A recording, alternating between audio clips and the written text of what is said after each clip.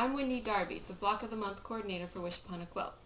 And this Block of the Month program is really exciting. We're providing two colorways. One is with the batiks, and then the other is with K-facette fabrics, and they're both gorgeous. We're excited to share this with you.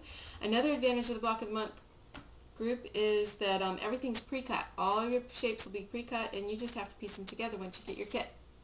Now, your kit's going to come with instructions. And this month is January, the sugar bowl, and you can see that we also include the index number for looking this up in EQ if you have electric quilt.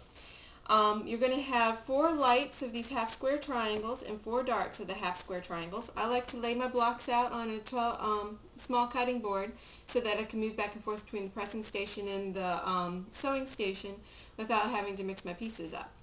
Now, to make the half square triangles of this sugar bowl, you're going to take one light and put it on top of a dark, and then you're going to sew along the hypotenuse. You want to use a scant 1/4 inch seam. Here we go.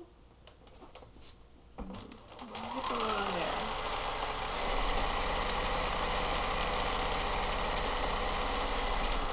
there. Okay. Now you do that 4 times, and you're going to press.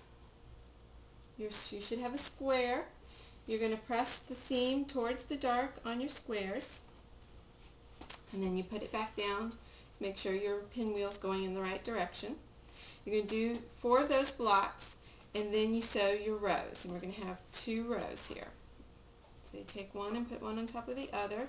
This is a lot like sewing a 4-patch in that you want to make sure your seams are matching up there. You can feel when they're abutting each other correctly. And then you sew a 1/4 inch seam again, right down that straight side.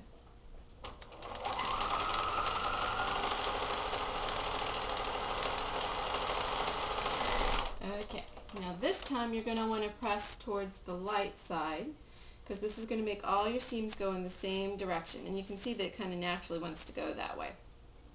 Now, make sure you still have your pinwheel when you match up your 2 rows. And this is exactly like a 4-patch. And you're going to have one seam allowance going one way and the other going the other. They're going to butt up right next to each other very nicely. Now when you sew this seam, you can see where your previous seams intersect. If you cross right where those threads intersect, you'll get nice sharp points.